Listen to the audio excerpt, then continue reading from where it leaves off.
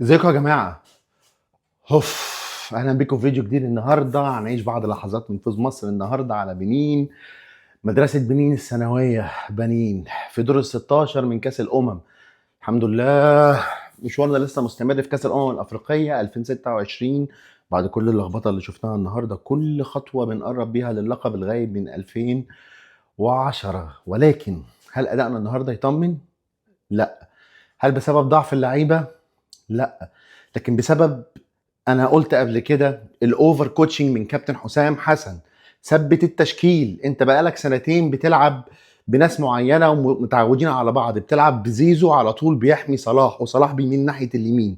مره واحده قلبنا 3-5-2 ولا 3-4-3. كل شويه تغير في تشكيله نص الملعب.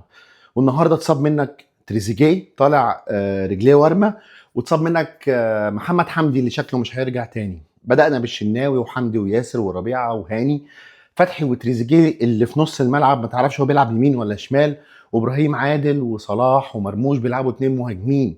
انت النهارده مرموش ما بيلعبش مهاجم وصلاح ما بيلعبش مهاجم، لدرجه ان كان في كوره في الشوط الاولاني بتتلعب فاول واقف عليها صلاح ومرموش. طب مين اللي بيهاجم؟ انت مستني المدافعين هم اللي هيطلعوا يلعبوا بدماغهم؟ نص ملعب ملخبط. المفروض تلعب بامام وزيزو. كان المفروض تحضر امام من ماتش انجولا. دقيقه 7 تتلعب كوره لمرموش انفراد ضاع بطريقه غريبه جدا. شوطها، عايز ترقص الجون شوطها مرموش. دقيقه 15 كوره برضو المرموش لخبطه جوه منطقه الجزاء، ردت ولعبها بوش رجله وطلعت تقريبا من على الخط. وفي كوره بقى بلانتي لابراهيم عادل ما اتحسبتش، الحكم اصلا ما راحش للفار. ومن ماتش المغرب وتنزانيا بدا التحكيم كده في حاجات غريبه بتحصل. الدقيقه 39 كوره من صلاح لمرموش وبرده فاول، ده اللي انا قلت لكم عليه، صلاح ومرموش هما اللي بيلعبوا الفاول. طب بتلعبوها لمين يا جماعه؟ ابراهيم عادل عمال يرقص زياده عن اللزوم، وتريزيجيه ما تعرفش بيلعب لمين ولا شمال. احنا امتى شفنا تريزيجيه بيلعب في نص الملعب في المركز صانع الالعاب يا جماعه؟ تريزيجيه عدلته شمال. دقيقه 44 محمد حمدي يتصاب اصابه ركبته لفت، ربنا يستر وما يبقاش فيها حاجه. بيقول اخبار طلعت ان الدكتور محمد ابو العلا بيقول الالتواء في الركبه، يا رب ما تبقاش حاجه كبيره، بس هو شكله كده مش هيكمل البطوله. تغييرات حسام حسن في نص الملعب هي اللي عامله اللخبطه دي. حمدي فتحي نجم الشوط الاول وخد انذار. انت كان عندك مروان عطيه انذار وعندك حمدي فتحي انذار، لو ربنا كتب لنا ان احنا نكمل في البطوله دي، وان كنت اشك بالاداء ده.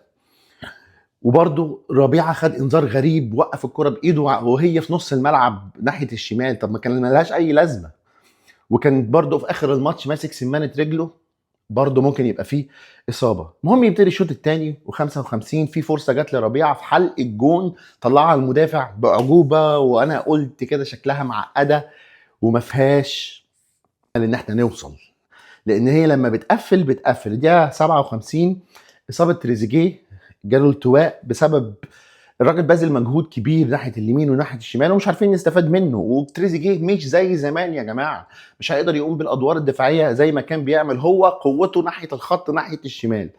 يا تلعبه مكان ابراهيم عادل يا تنزل مرموش ناحيه الشمال. انا شايف مرموش في خطه المهاجم دي هو مش هداف، هو مش فينيشر. العب بمصطفى محمد ورجع تريزيجيه ناحيه الشمال، ولما تنزل زيزو لعبه ناحيه اليمين يحمي صلاح وطلع صلاح. رغم انا عارف ان هو جاب الجون الثالث والله، بس ممكن تطلع صلاح عادي يعني.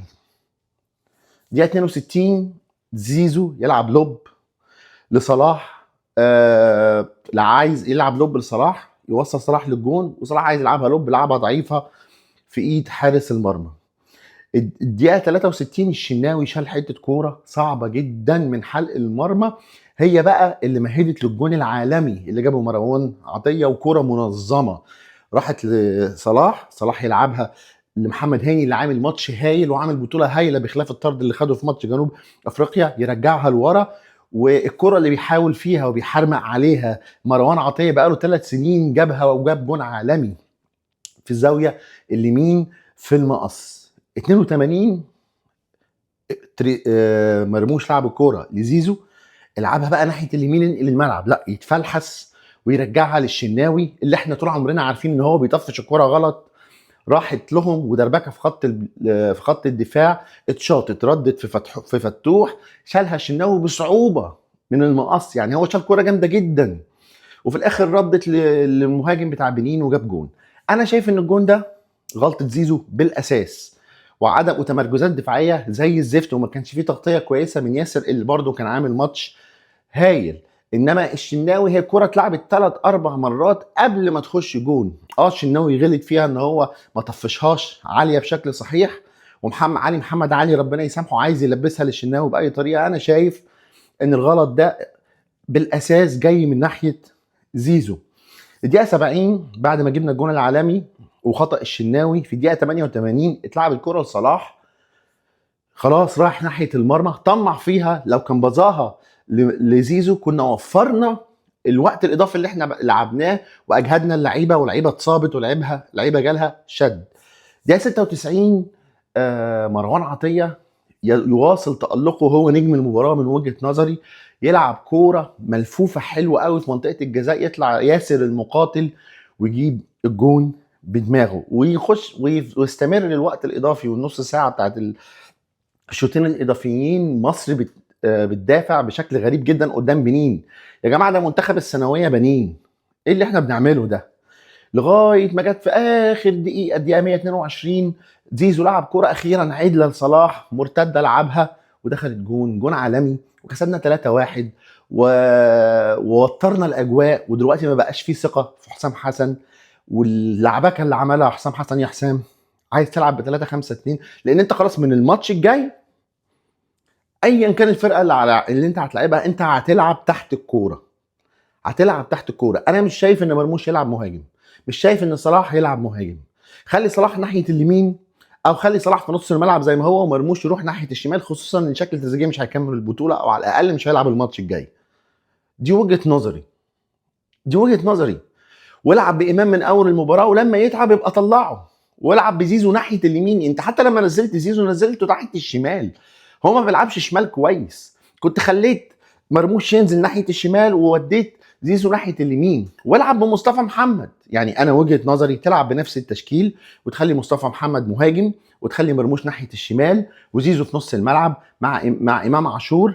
الملعب هيتوزن، هتفضل كل شويه تغير في التشكيل، هتعمل وهتعتمد ان انت مقفل ورا والله زمان يا سلاحي. طب لو لعبت فرقه شبه نيجيريا ومعاهم عثمان ده واسامين اللي هو بيجيب الكور من الفضاء، هتعمل ايه؟ هتشوف الماتش الجاي لما هتلاعب كوتشيفوار غالبا، اتمنى يا رب بوركينا فاسو تكسب يا رب. لما هتلاعب كوتشيفوار هتعمل ايه؟ وعندهم امد ده ناحيه اليمين لاعب جبار. حاجه بس تانية اخيره، لان اخواتنا المغاربه زعلوا. انا كنت عامل ريل بتكلم فيه عن ان تنزانيا كان ليها ضربه جزاء، هي ضربه جزاء يا جماعه. وحتى في نفس الريل انا قلت دي شبه الكوره بتاعت ابراهيم سعيد في ماتش السنغال في الدور قبل النهائي في كاس الامم الافريقيه في 2006، وحطيت الصوره بتاعت ابراهيم سعيد وهو بيعمل ضربه الجزاء. يعني انا ما بقولش ان المغرب بتكسب بالتحكيم، المغرب اقوى وهي الاحق بالمباراه، وهو اقوى سكواد في البطوله. لازم كده يا جماعه يعني نهدى. حتى انا شايف كمان على الصفحات شمال افريقيا كله متحفز. انا فاهم ان مصر رقم ومعادله صعبه في بطوله افريقيا على اي حد، ومهما كان مستواها ضعيف فهي خطر بيهدد كل الفرق ان هي تاخد البطوله. وانا متفهم ان في كتير من الجمهور المغربي دلوقتي ما بيشجعش منتخب مصر، وجمهور الجزائر وتونس وكذلك، لان هي دي المنافسه. مش هتضيع الحب والاحترام اللي ما بيننا وجمهور المغرب وجمهور شمال افريقيا والجمهور العربي. كابتن حسام كان في لقطه لهاني ابو ريده في المدرجات عمال يشاور كده ومش معجب بالاداء اللي بيحصل، واشرف صبحي وزير الرياضه اللي هو موجود، كابتن حسام انت ممكن تطلع الماتش الجاي وكان ممكن تكمل بعد الماتش الجاي، بس بعد الاداء السيء النهارده واللخبطه اللي انت عملتها في التشكيل ورهانك الخاطئ على ابراهيم عادل اللي هو لاعب طماع جدا وما بيقومش بادوار دفاعيه ووزنه زايد ومستواه قليل جدا وهو بيلعب في الامارات. احنا قلنا اللعيبه اللي بتلعب في دول الخليج ما عدا الدوري السعودي بترجع مستواها ضايع. جربنا ده مع احمد فتحي، وجربنا ده مع لعيبه كتير لما بترجع من الخليج. وشفنا حمدي فتحي اول ماتش كان ضايع. انا من وجهه نظري احلى ماتشين لعبناهم هو ماتش زيمبابوي لما لعبنا كل لعيب في مكانه 4-3-3، والماتش التاني قدام جنوب افريقيا اللي هي فرقه رهيبه. شفنا عملت ايه في الكاميرون، ضيعوا 500 كوره، بتستحوذ بشكل رهيب على الكوره. انت ما كنتش محتاج تلعب ب 3-5-2 النهارده، كنت تلعب واضغط وخلص الماتش، انما وترت الاجواء وتغييرات غلط. بس كان في لقطه مضحكه برضو لكابتن حسام حسن، كان في شد ما بين امام عاشور واحد اللعيبه ناحيه لعيبه بنين ناحيه خط التماس، وكابتن حسام تحس ان هو عايز يضرب اللعيب، بيجز على اسنانه كده زي ما انت شايف، وعايز يضرب اللعيب بتاع بنين. مبروك لمنتخب مصر، وخطوه على الطريق الصحيح، وان شاء الله هنقرب خطوه خطوه. وانا توقعاتي احنا هنكسب الماتش الجاي ان شاء الله. لو بالمستوى ده هنروح في داهيه، لكن طبعا انا متاكد ان سهام النقد هتنزل على حسام حسن وعلى اللعيبه وعلى محمد صلاح وعلى مرموش، واحنا دايما بنأدي احسن تحت ضغط، خصوصا كمان مع احساس ان الجماهير المغربيه ما بقتش معانا زي اول ماتشين، فده هيحط ضغط واللعيبه هتركز. العب بقى بالتشكيل الصح وانت في خطر. انت ما عندكش باك شمال دلوقتي الا فتوح، انت عندك دلوقتي حمدي فتحي ومروان عطيه معاهم انذارات، ممكن لو خدوا انذار تاني في الماتشات الجايه يغيبوا في الدور قبل النهائي لو انت كسبت الماتش الجاي يعني، وانت متوقع تلعب السنغال.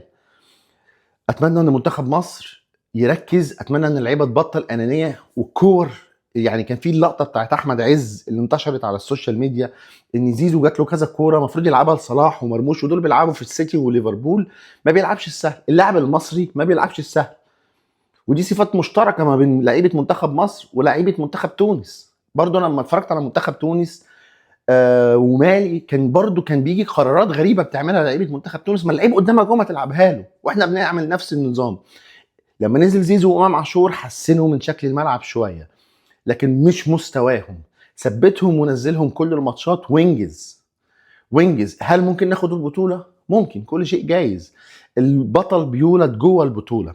اتمنى يا ربنا يوفق منتخب مصر. ما تنساش تعمل لايك وشير وسيب كومنت، وهنتابعكم في تغطيه بقيه البطوله. مبروك لمصر، سلام.